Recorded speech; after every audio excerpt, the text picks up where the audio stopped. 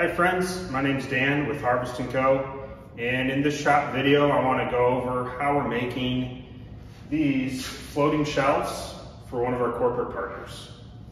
We work with a local environmental graphics company that goes into large companies, corporations, schools, hospitals, etc.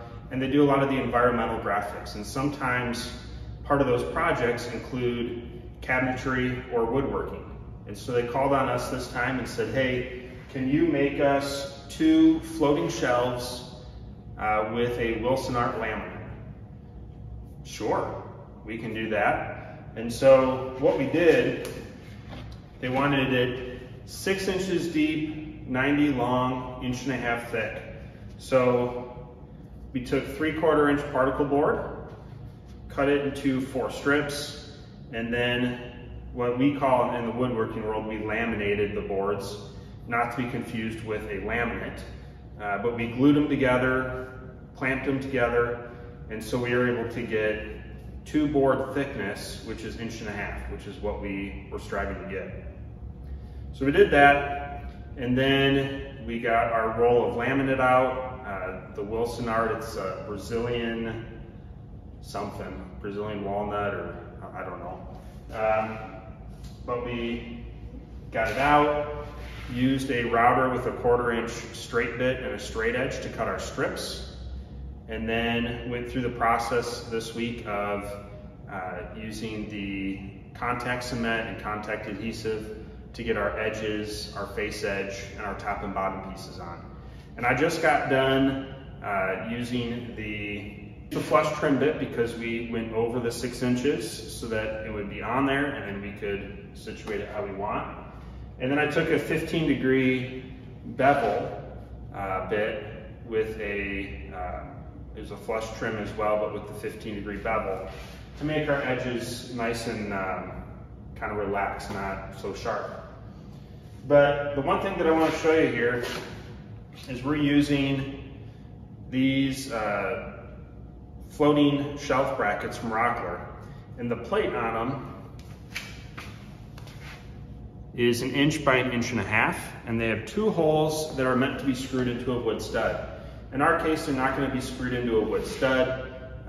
The commercial building they're going in has steel studs, so it'll be up to the installers either to screw in with a sheet metal screw or to use a toggle bolt or toggle anchor to secure it through the drywall. But as I looked at this, one of the things I was thinking about is, how do we make a recess in the back of our shelf so that, you know, the thickness of this, it doesn't protrude out from the wall, it's hidden. So, wanted to make this video to show you exactly how I'm gonna do that.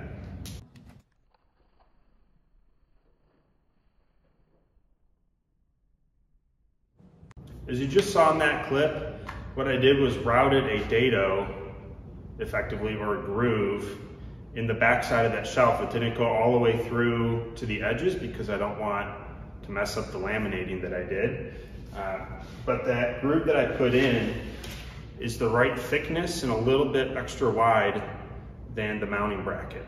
Again, these are going to be going into either steel stud or drywall in a commercial setting. And with the mounting brackets, the floating shelf brackets, we just want to make sure, can we get a recess or make a notch in the back so that it hides it and sits flush to the wall.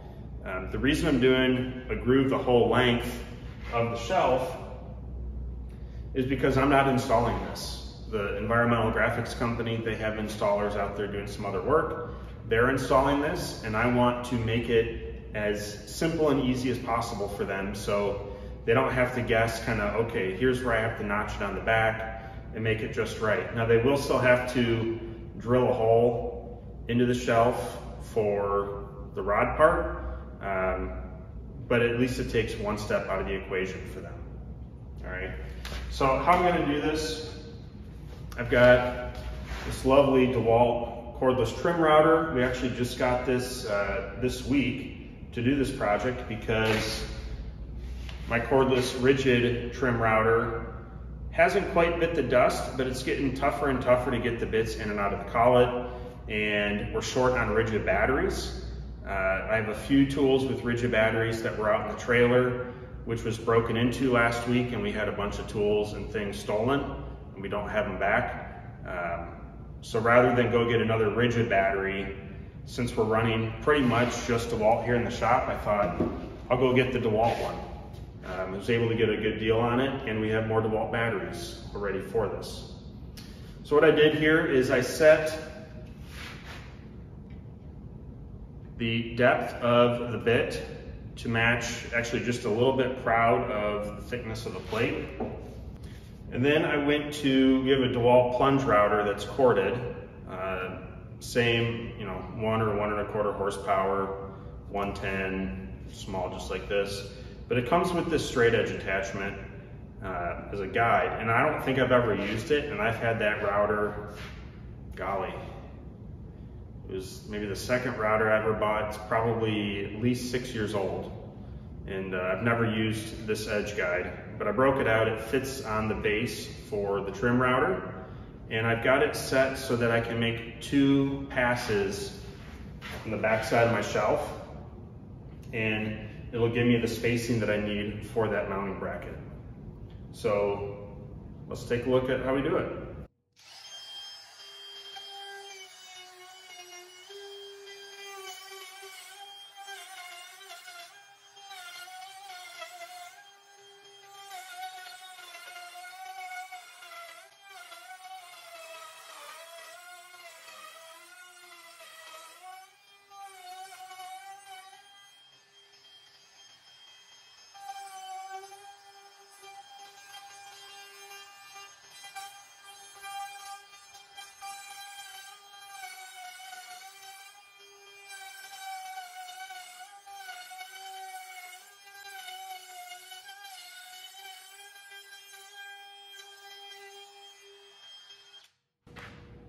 Thanks for watching. I hope you enjoyed. I hope you learned something, got something out of this.